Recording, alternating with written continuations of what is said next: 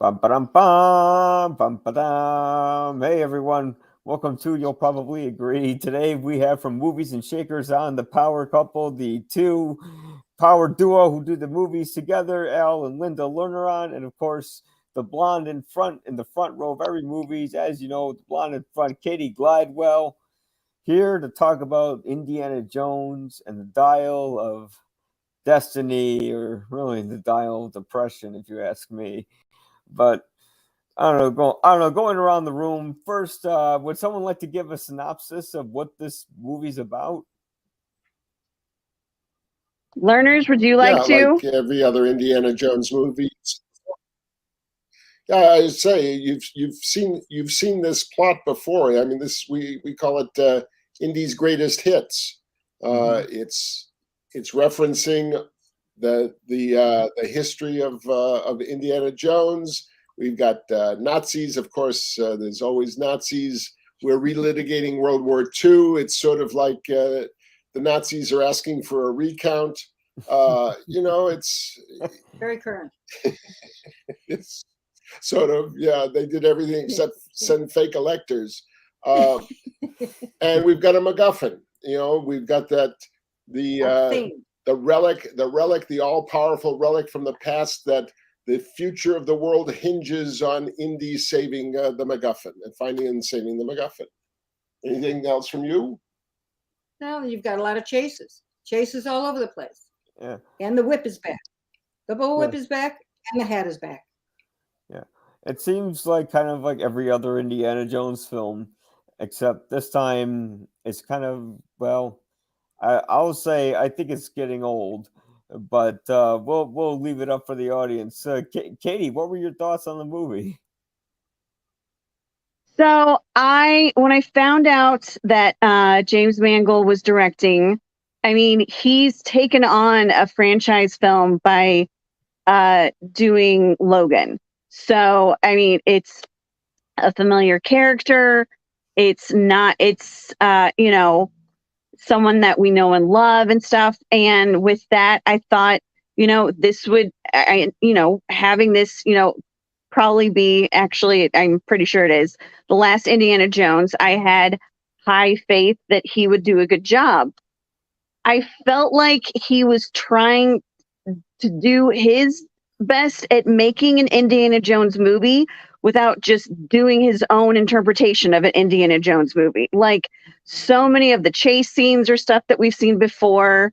I don't know. I'm not sure. I didn't write down who wrote it, but I felt like there were so many aspects of the film that just could have been better with better writing. I also was really disappointed. One of the things I've always loved about Indiana Jones is that when you have an antagonist, no matter how big or small, their demise is usually in some way that's very, very creative. This one I just thought was lazy. It's like, oh, this person's going to be, this person's a nuisance now, shot. Okay. Oh, this person's a friend of Indy, shot.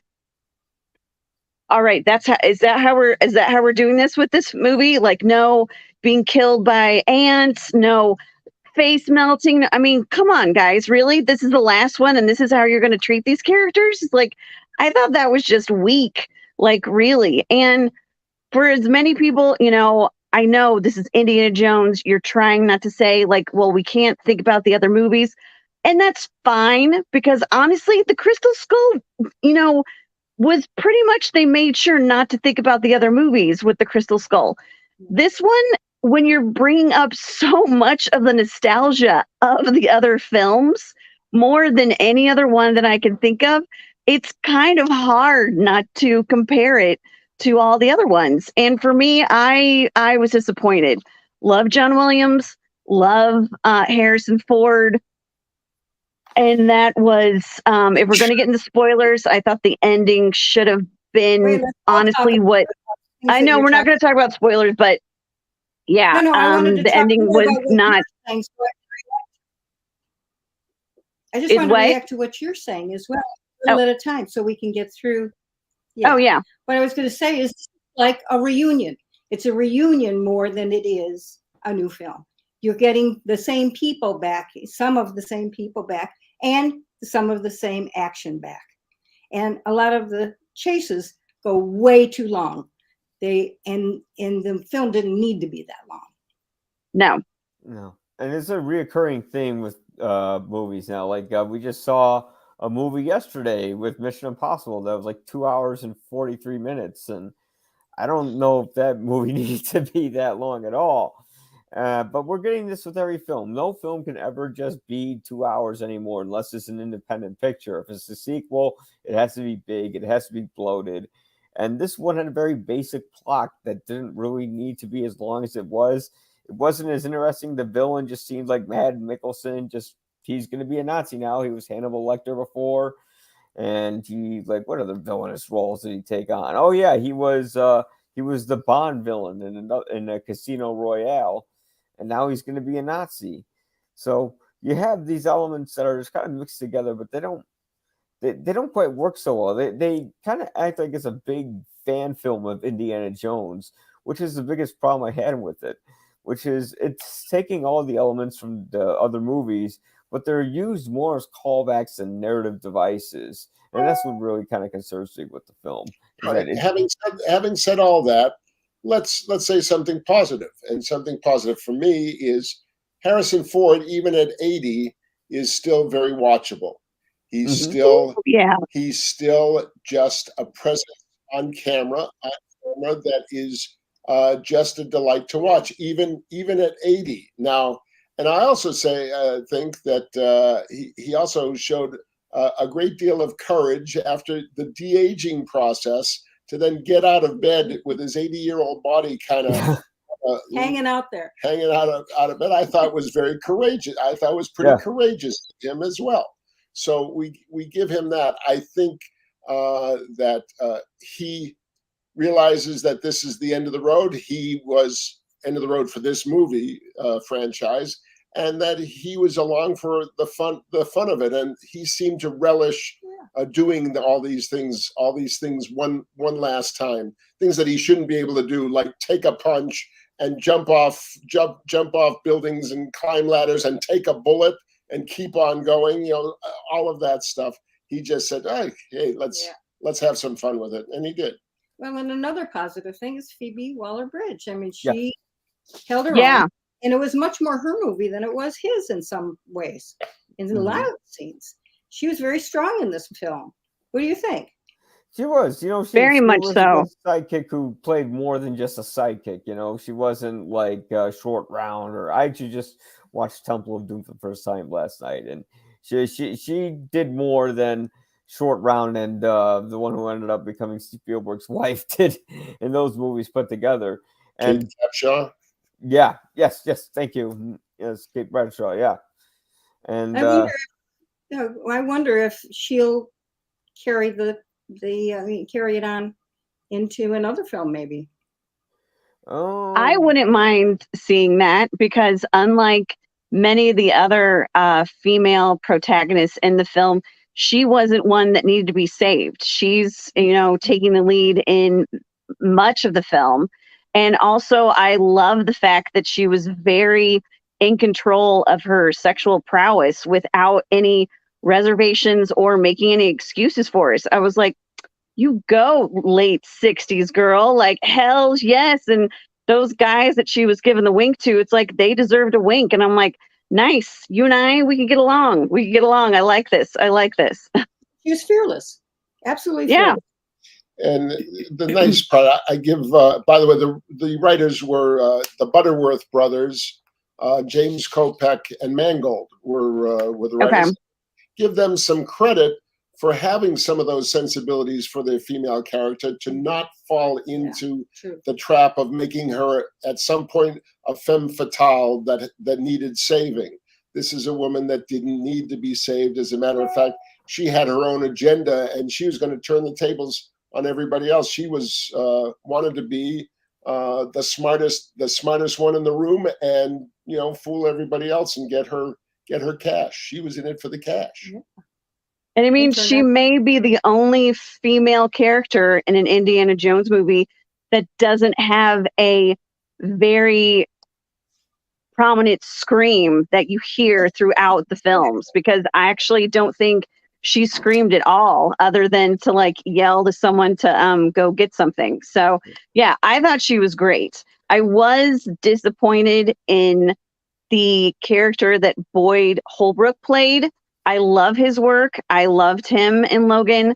I thought his henchman, kind of like almost like a hillbilly henchman for Mads Mikkelsen, was not a very well written character. And I would have, I don't know, I thought that would have been, I was actually very much looking forward to seeing him in the film. And I was disappointed in what we got. Well, Nor let's do I talk about remember his character much. the writing. I mean, I think it could have been a lot more clever, a lot more funny, a little more witty, a lot of more interaction where it was back and forth. And we didn't see that much of that. No, and I hate to say it, but even at his old age, you can kind of tell that Harrison Ford's a little too old for this role. There's a scene between him and the one who plays his so-called goddaughter. You know, they're having a chase together, and you can clearly tell like this guy can't catch up to her, and they're trying to make the action count where it can, but you know, without Spielberg's specific eye, and Yes. yeah, without, you know, it doesn't quite work the way it used to, which is sort of what kind of held me back when I saw the action in this film. You know, at one point he's supposed to be chasing this woman who's like in her early to mid 30s, and she's running away from him. Like, come on. When outside of that, you know, the direction just didn't have Spielberg's touch to it, which is what I felt was kind of disappointing. But I could tell there was a lot of effort, as you guys pointed out, that should be given towards the. There should be a lot of credit given towards the effort that they make in making this film.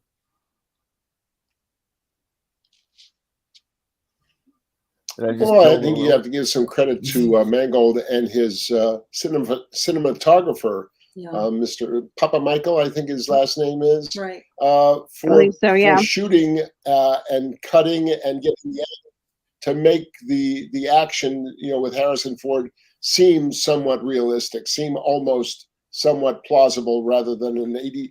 I mean, think about this. Think about an action movie starring Joe Biden.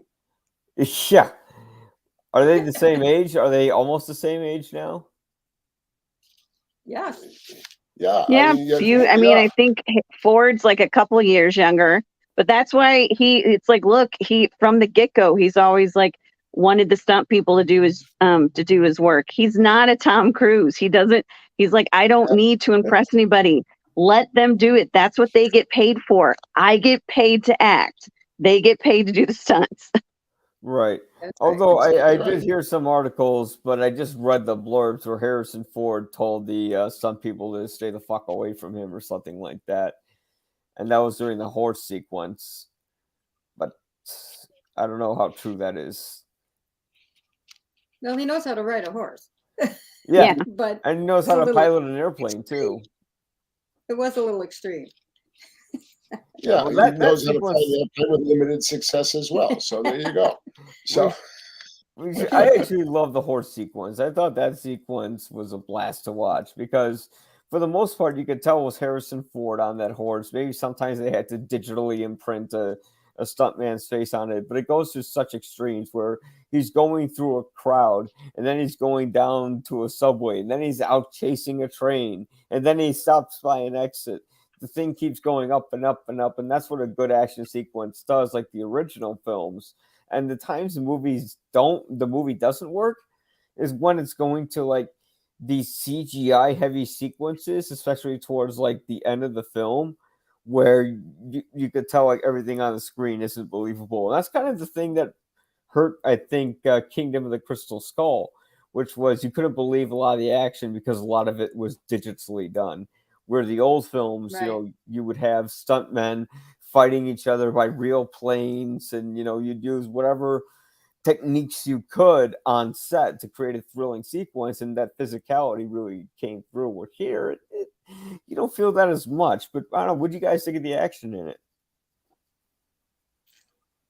I thought that they just took it to too long and too extreme. Mm. Then it got boring. Yeah, I definitely feel like the chase scene, was it in Cairo or Morocco? Yeah, On the little, Jeep or whatever it was. the three-wheel. yeah, the three-wheel that was too long for me, and I felt like it just could have been better. Like, I feel like I've seen that chase scene before, but it wasn't it. It's like they were trying to recreate a chase scene from like Temple of Doom or something, but it was done much better in 83, 84 when Temple of Doom was done. So, which doesn't say much. I do think some of the scenes, obviously when they're going on the adventure and trying to find clues and stuff like that, I think those are great. I think the underwater thing, which, bad timing with all the stuff going on with the Titanic. I thought that was kind of weak with CGI and stuff like that. But I mean, Harrison Ford is great. Like, I would see him. I mean, I don't know. If you've seen Shrinking and then see this, I'd rather like rewatch the entire season of Shrinking than probably recommend Dial of Destiny. Yeah, And also in 1923 in the with Helen Mirren. yes, right. In the Well, he rides a horse in that the too. Sheridan, the James Sheridan one, the 1923, where he's he's He's really good in that. I think for me the one chase scene that was the least enjoyable, as you pointed out, was like the three-wheeled scooter thing. I don't think that's that tiny little delivery scooter that you see in Cairo, in Marrakesh, place like that. I don't think these things can go more than 20 miles an hour. So Yeah, I don't think so either. Oh, I mean, it was 1969, though. There were many stipulations on gas and stuff that are not in effect now. Who knows? Maybe stuff was really hauling ass back in 1969. I don't know. charge 3 weeks. Yeah.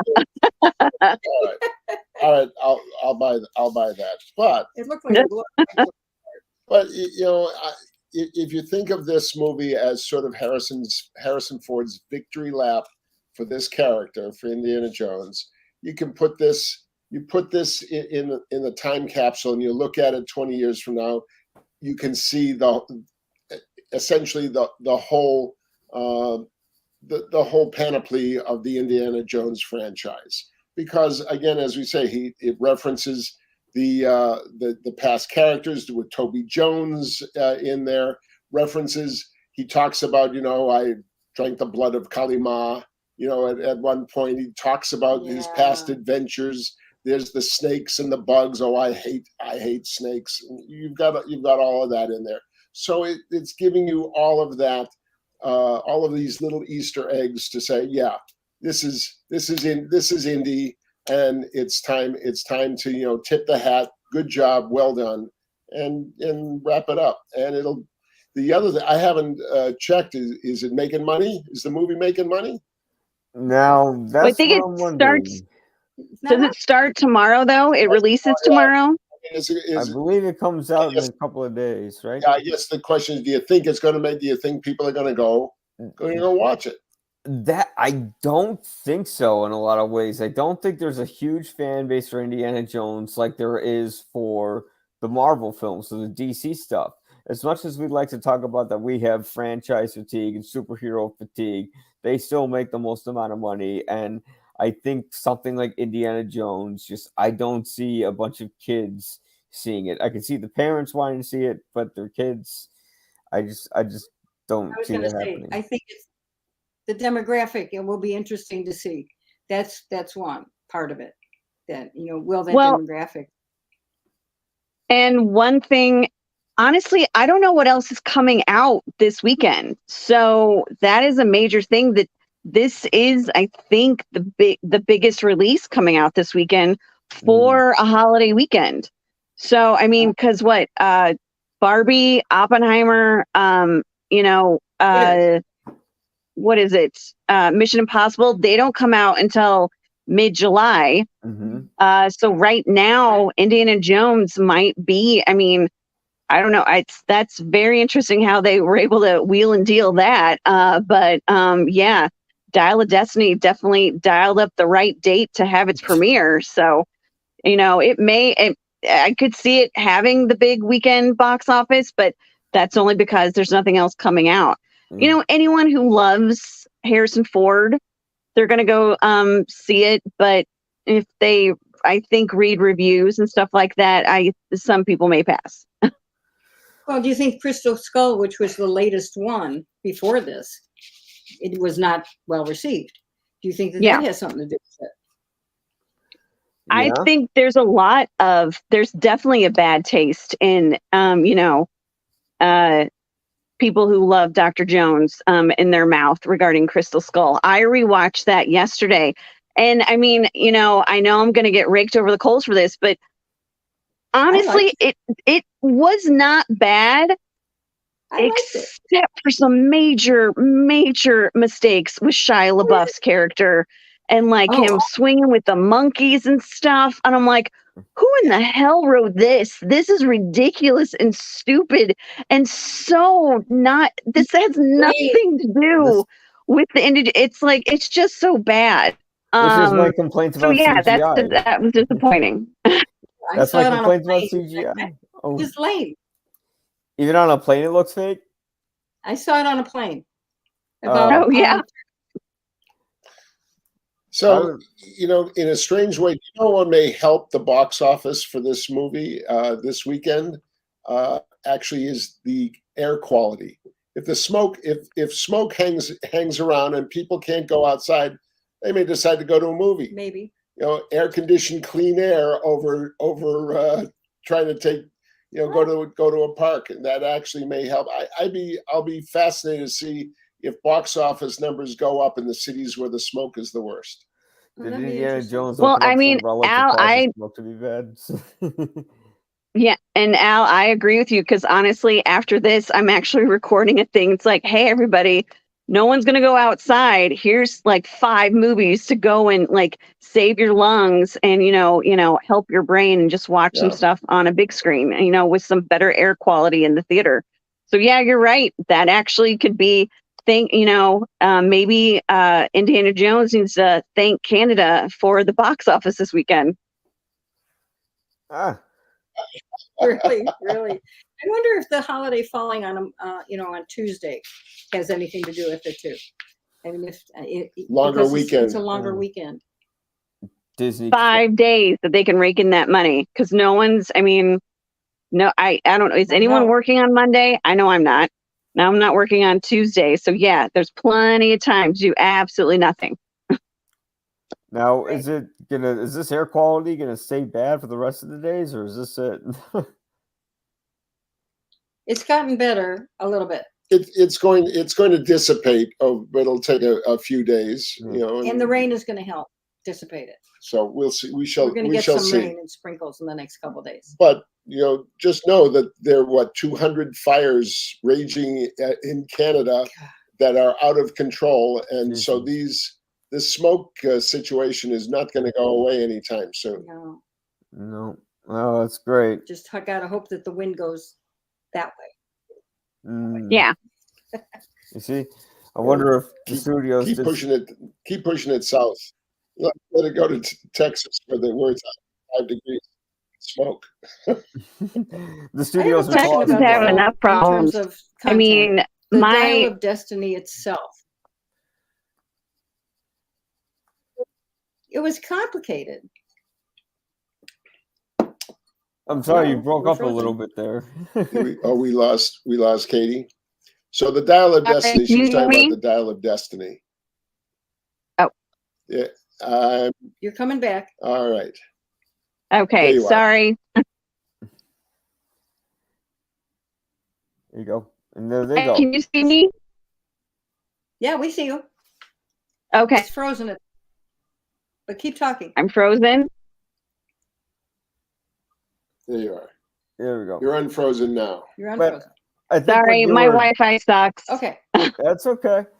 But I think what you were trying to say was the plot to Dial of Destiny was very complicated and confusing. If I'm to guess that correctly. Not, yeah, not that fascinating. I mean, it was an interesting Yeah. story, but there wasn't enough to it to make it that intriguing. Right. Right. Yeah, because the thing that made the Ark of the Covenant work, and of course, in my favorite relic was, of course, the Holy Grail of Christ.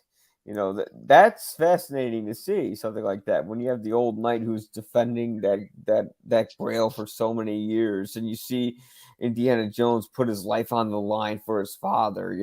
There's an emotional hook and a connection to it that really makes that film work. And this one, they try to have a connection, especially through his through his son and stuff like that. But I'm not going to say what happens to his son. But without that, they didn't. They should have hooked more into those emotional elements of the character and some of the ways they treated Indiana Jones himself.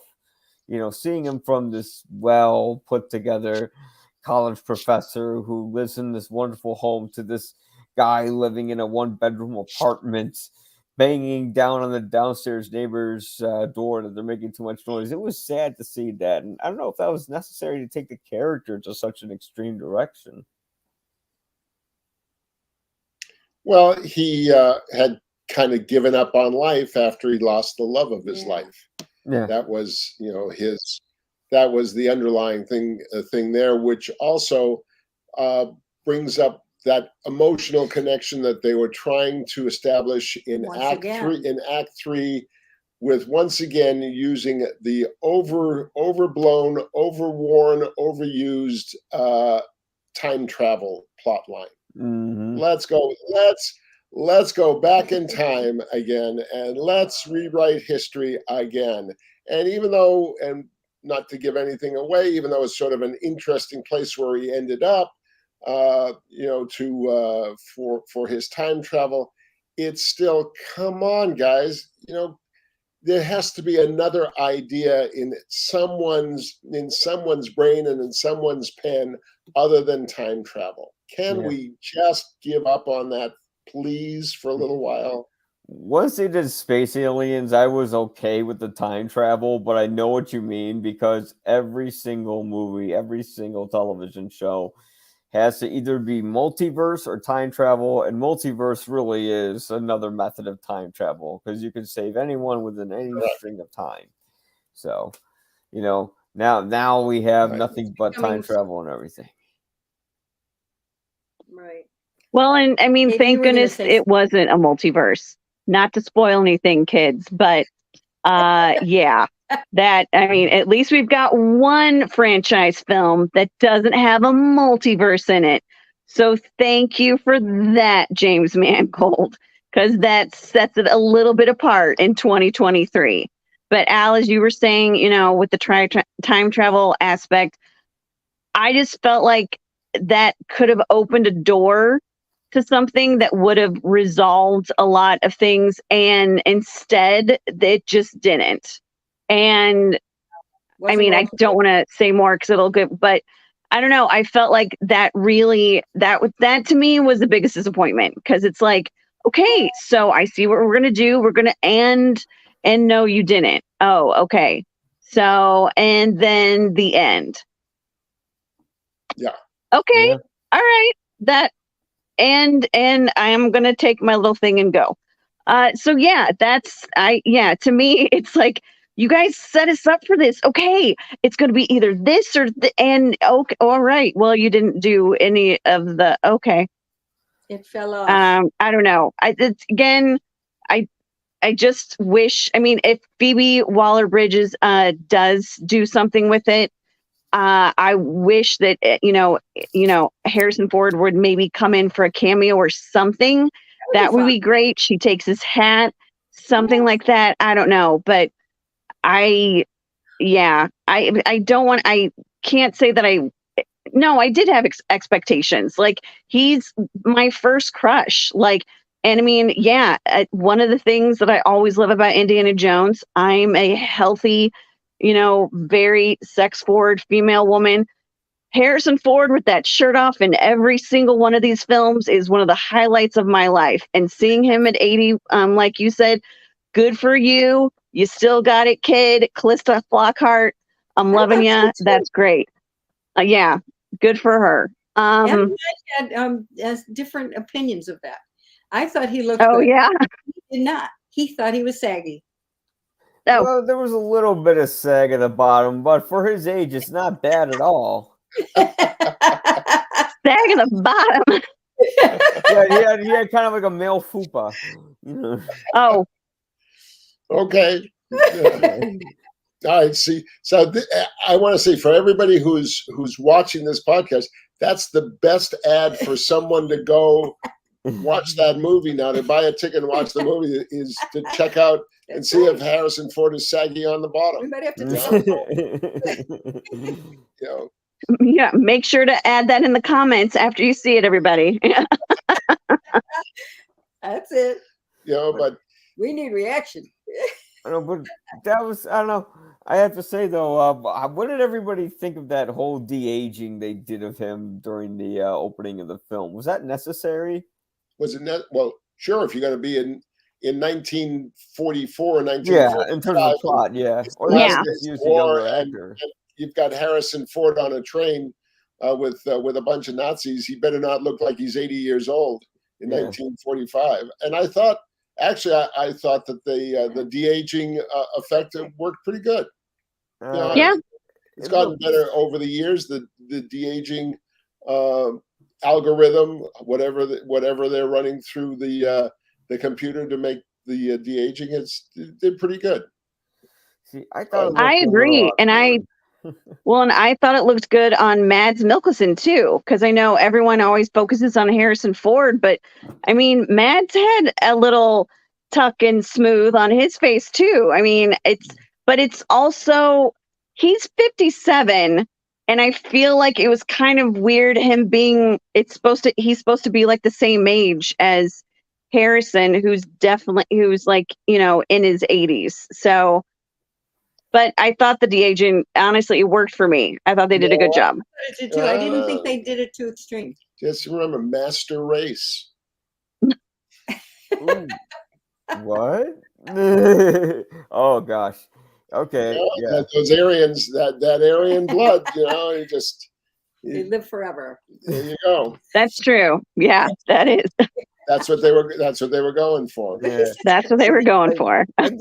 Such a chilling I just, character. I mean, just the stare from him is chilling. I mean, he's really Uh, quite scary. Mads Mikkelsen's always kind of like a scary kind of. I mean, he's Hannibal Lecter for crying out loud. The new one, and yeah, he's scary to see. I have to say, I didn't quite buy the CGI, especially when they put the flashlight on Harrison Ford's face and they hold that shot for a little while longer. It's like I saw a face floating outside of a face when I was looking at the image. It was weird. I didn't notice that, but I'll go back and take a look. I did not notice that. Yeah, It was weird. I'll see a face floating outside another face. Yeah, it was weird. Like I didn't see two faces, but like I could clearly see where they like marked, like where they clicked the button on the face. Oh, The motion capture stuff. Yeah, where they motion captured it. Yeah. all right.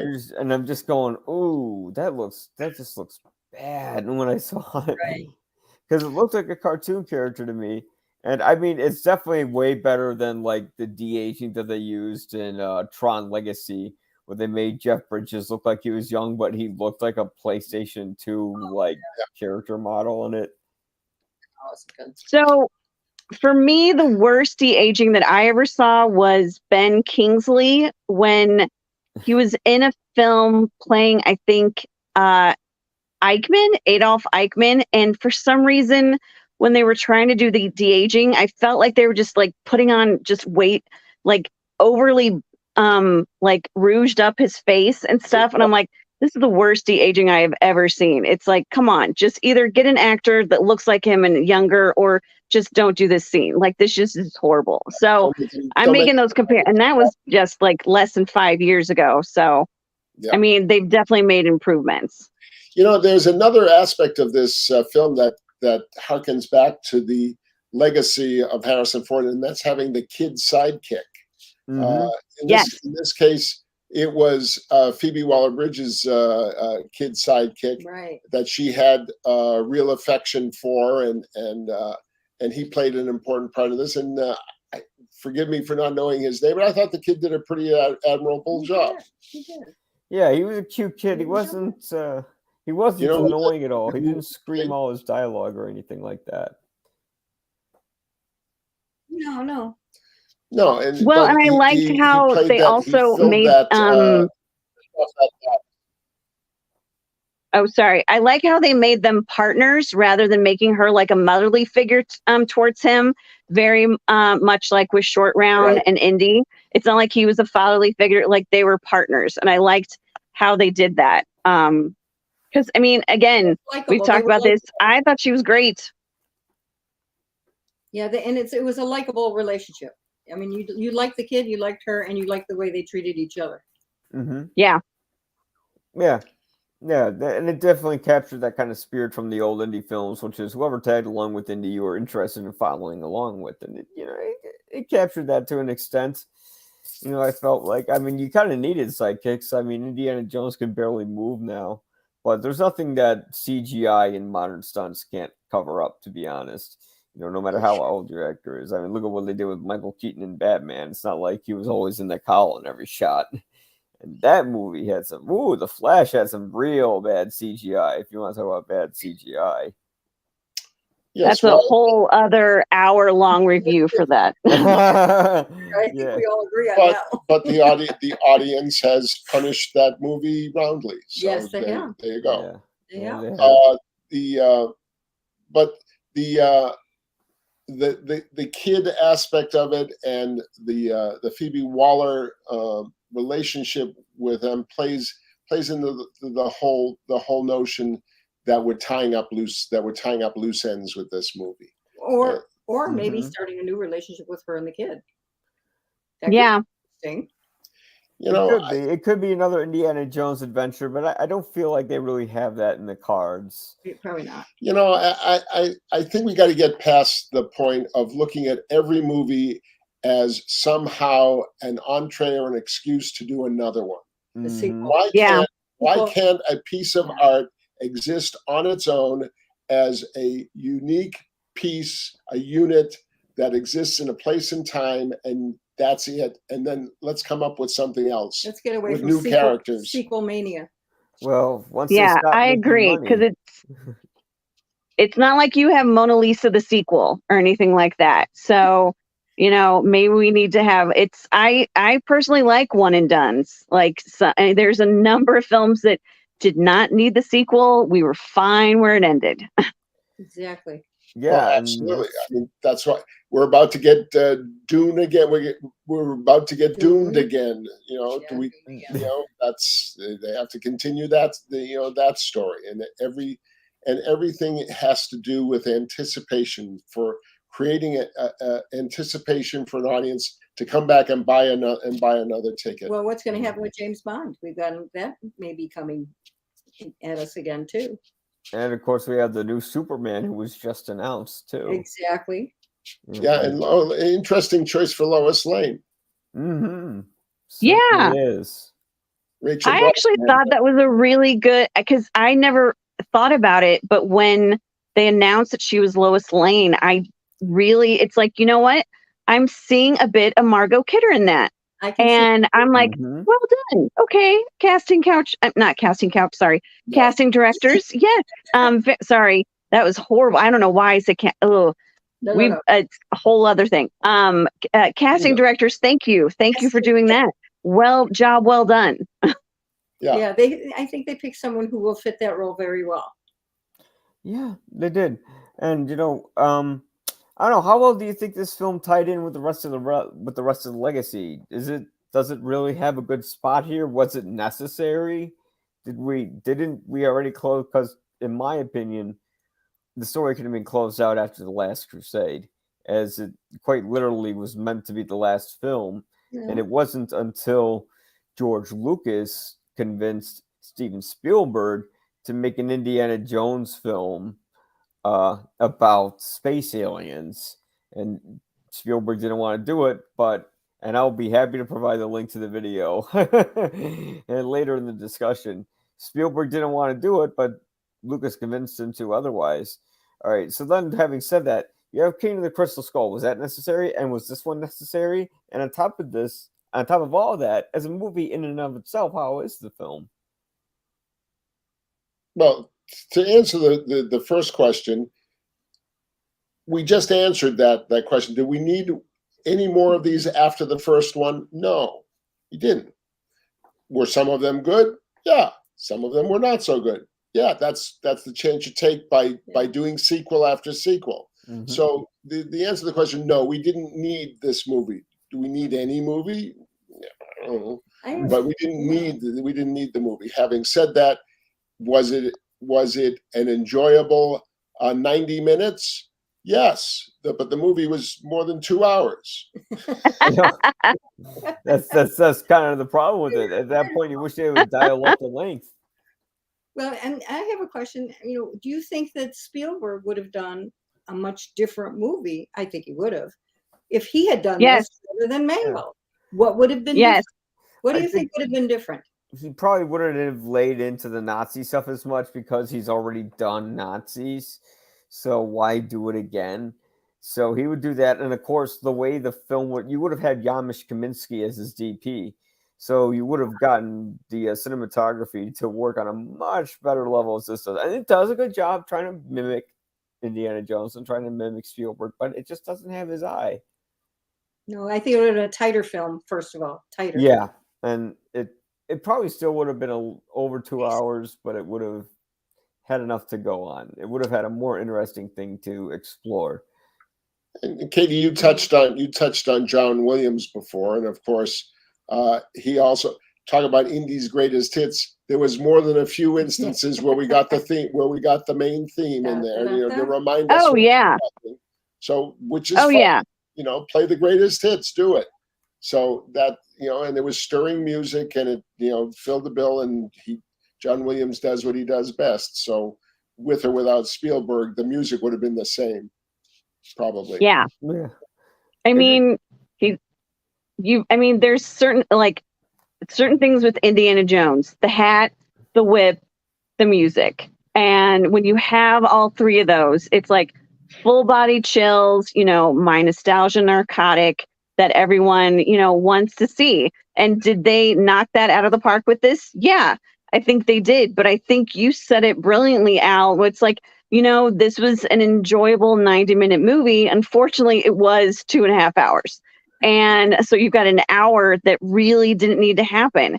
And I do think, as we discussed with the chase scenes, I think that with the action, Steven Spielberg really knows how to film that. He knows how to do the chase scenes. Again, just watching Crystal Skull, like in the 1950s with the tanks and the cars chasing me, that looked beautiful. Mm-hmm. I mean, he knew how to do that. And I just felt like this was just trying to replicate something from one of the 80s version that just didn't do a good job.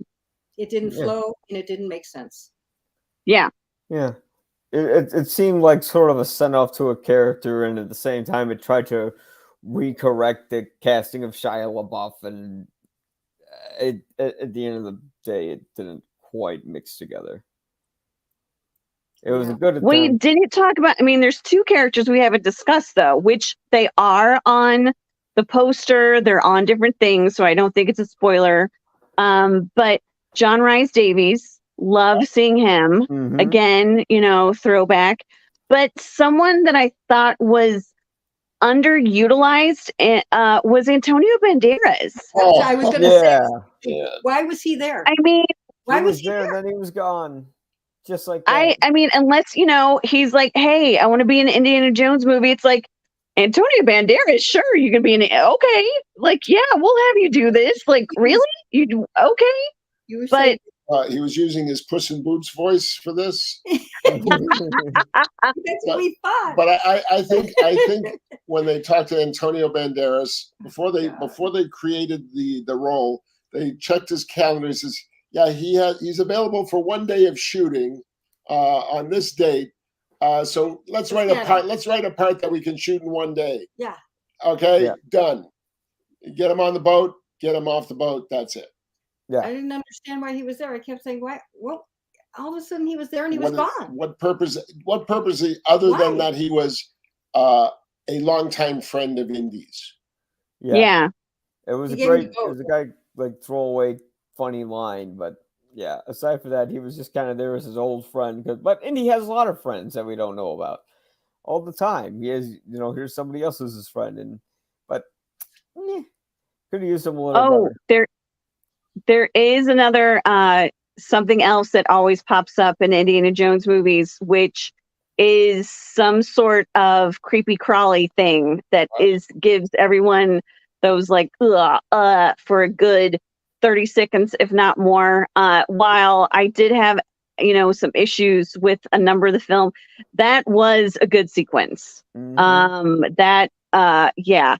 It may be CGI. I mean, I could tell those, the stuff wasn't real, but still gave me the bejeebies and blah. Yeah, and the snakes, and I mean, there was a bunch of stuff like that. Yeah. Oh yeah, the movie felt like it had its moments, but as an overall film, it's long and kind of dull, and that's sort of and depressing. But I mean, it's supposed to be meaningful, but I just didn't feel much. The nostalgic end was supposed to leave you warm-hearted, but I don't think it did. Yeah, I'm curious.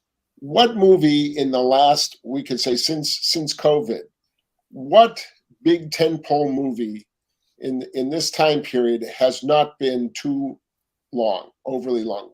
What movie has been paced just right, just the right amount of time? I thought Spider-Verse was pretty good. And actually, a big tentpole action movie. Okay. Any of them? They've all been long. Across the Spider-Verse was over 2 hours, but I didn't mind its length. Okay. But it was yeah, I was going to say Tenet. But no, that was over 2 hours. Yeah. That was close to 3. Yeah. So everything is too long. I'm trying to think of a movie that I came out of and said, wow, that was great. It gave me excitement. It gave me laughs. It gave me thrills. And you know what? There's still daylight. Yeah. That's. I can't think of one. There was a lot. There were too many that were way too long. What is it with filmmakers, with writers and or directors where they refuse to cut scenes? They just won't do it. They wouldn't part with the cutting room floor. Yeah, they didn't want to, as they call it in cinema, they didn't want to kill their babies. They're in love with the scenes, but they can't let them go. And I don't know, is it the studios or is it the directors? I'm not sure. Is there some sort of reason they have these movies at a certain length? I can't imagine. I have to imagine that the studios would rather, hey, let's have a tight 90-minute movie that we can get 6 showings a day from, rather than a 3-hour movie where we only get 3 showings a day. But if you have 2.5 hours, then your schedule changes. Yeah, that's true. I don't know why they. That is. Sorry, yeah, Al, you stumped me. Like seriously, I am really racking my brain to try and think of something. It's like, RRR. Yeah, no, that was over 3 hours. Oh, 3 hours. Yeah. But that I mean, it's like. Well, what about Top Gun? Nope, that was over. That was close. That was 2.5. It's like, damn, you're right. I cannot think of an 1.5-hour action film that just like did its job, and then it's like that's all good. Mission Impossible, 2 hours 43. With scenes at the very end of the credits, so you can stay there. Yeah, so you have to sit through that too, and it's grueling. At a certain point, my brain starts to forget what I see because I see so much. 5 or 6 minutes of credits or more. Yeah. What is it? We're in this age. We're in this age of long form entertainment that's somewhat pointless. Mm-hmm. And it's competing with episodic stuff elsewhere. And it doesn't seem to be slowing down. There's more. Oh no! I mean, I did a podcast earlier this year where we talked about 3-hour films. It's like, are they needed? And I mean, one of my favorite films from last year was Babylon. I know I'm in the minority for that, but I loved it, and I loved all of the different aspects of it. Could it have been shorter? Sure. Could it have been, even 2 films? Maybe. But I mean, I don't know what I would have cut because I liked it the way it was. But I mean, there were tons of movies last year that were over 3 hours. And it's like, wow, it's definitely a good question. Like, what is the point of that? Because it's not like the studios, it's like, hey, you know what? Here's an extra 100 million. Go nuts. It's like, you know what? We'll just scrap this other movie. It's like, it's okay. No one's going to notice. Oh, sorry, I'm just making fun of the Flash again. Oh, have at it. But it's okay. We have Michael Keaton. Everyone will love it. Yeah. It's a question of taste. But no, it's and the saddest thing is I don't think this is going to stop because the money keeps coming towards these near 3-hour films. People see them, Why? But I just don't understand why there's so many scenes in so many of these movies where like that could be cut. Like 90% of the new Mission Impossible was exposition that could have been cut. Interesting. To give that away. It was always about the key and what does the key does, and the key does that and it does this. Like I don't care about the freaking key at a certain point. But in this movie too, those chase scenes were entirely too long, and they got to a point where you said, "All right, let's get to the next thing." Yeah. What's the point? A chase scene is too long if the adrenaline rush wears off long before the chase is over, and you're just sitting there waiting for it to be over. And it becomes repetitive. There were a lot of repetitive gestures and shootings and glass breaking, whatever it was. Yeah. The Spielberg films have like certain stakes that are just so memorable in them. Like the original 3 films, let's see, like the first one you had Indiana Jones fighting a Nazi by a plane. The second one you had the minecart sequence. The third film you had the whole tank sequence. Like all that stuff worked great, mostly because they were practical effects. And even Kingdom of the Crystal Skull, I thought the opening sequence was kind of fun.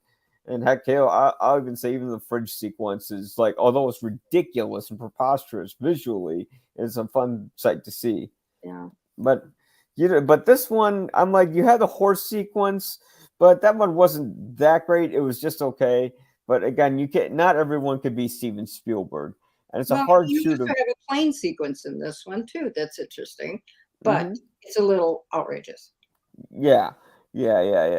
I think I know which plane sequence you're talking about, but I will say when the movie was at its most outrageous and when it did use time travel, since they already did space aliens, I was okay with it. But I will say it was lazy. But I mean, why they couldn't go on with anything else? Why don't they go with Aquarius? I want to see that.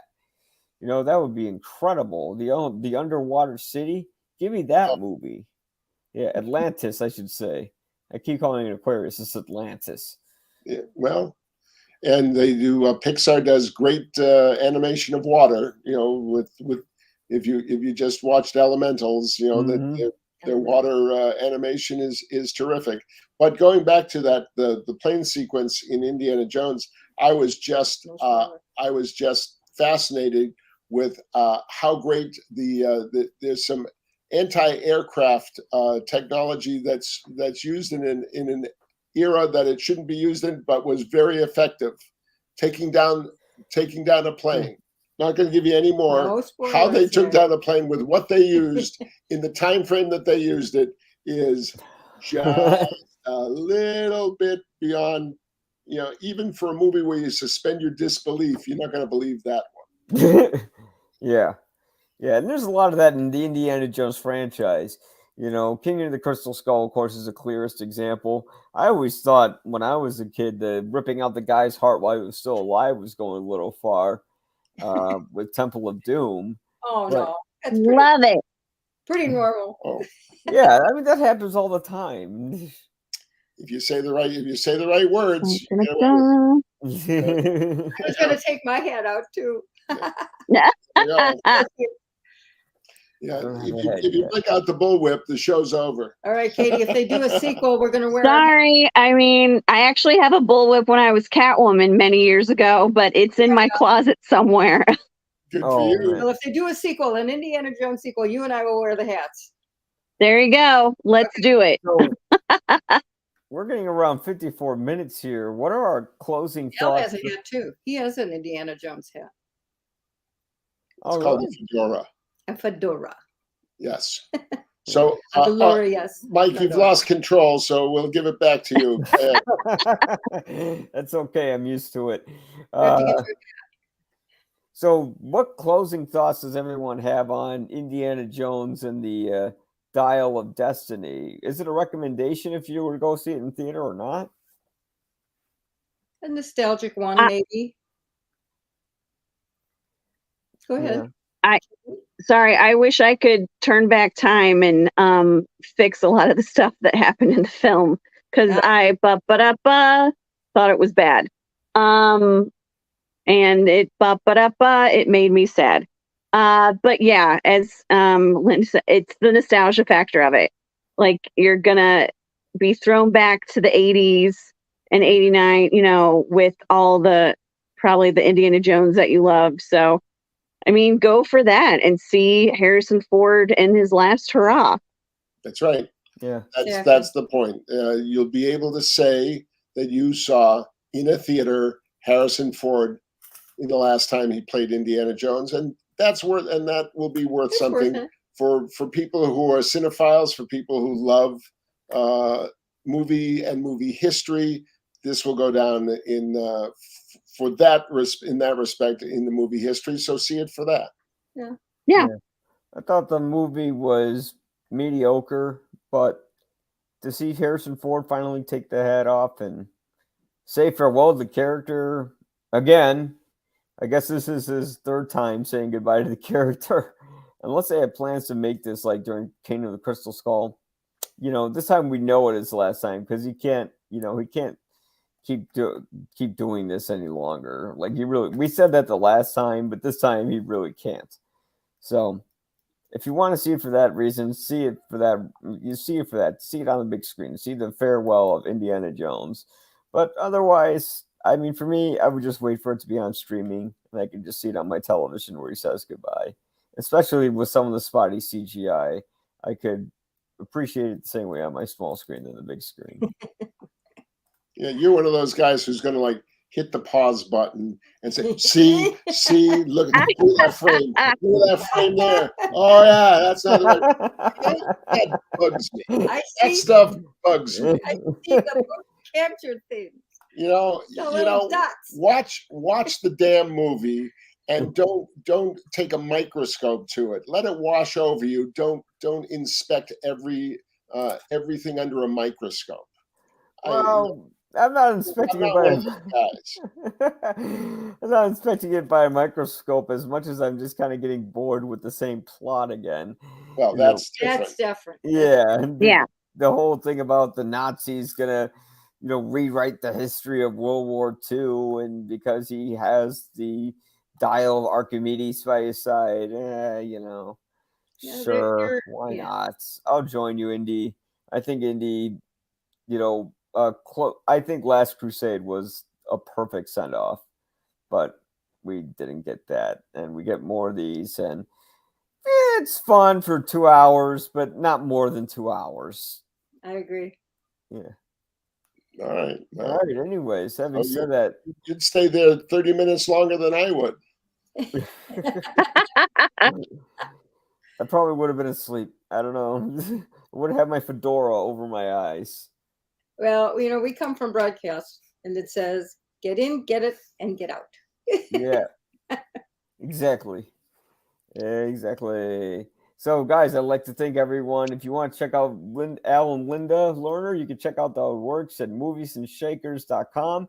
And, of course, you want to check out Kitty Glidewell's work, you can check her out at theblondeinfront.com. Oh, you saved that from the screening. I've got it, too. I've got two of them. The Dial of Destiny. Yeah. Oh, it opens up, too, and there's like a little compass.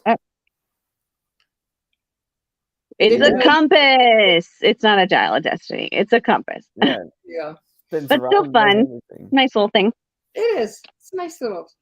Yeah. It's always nice to get swag when we go to these things. Sure. Yeah, unfortunately, one of my dogs peed on one of my Spider-Man posters, and I can't use it anymore. Oh. Well, the dog was just marking his territory. That poster is his now. Yep. Spider Dog. Yeah. Yeah. Where's he in the Spider-Verse? All right, Yeah, guys. where is he? All right. I gotta sign off. Thank you guys so much for coming on and doing this. You can check out all of their work in the description below. It should be in there. I hope. No, I'm serious. I wrote it in there. So, guys, thank you so much for Ellen Linda Lerner, for Katie Glidewell. I'm Mike Crawley from You'll Probably Agree. You can check out all my stuff out at ypareviews.com. The YPA stands for You'll Probably Agree. Thanks for having us. Take care. Thank you.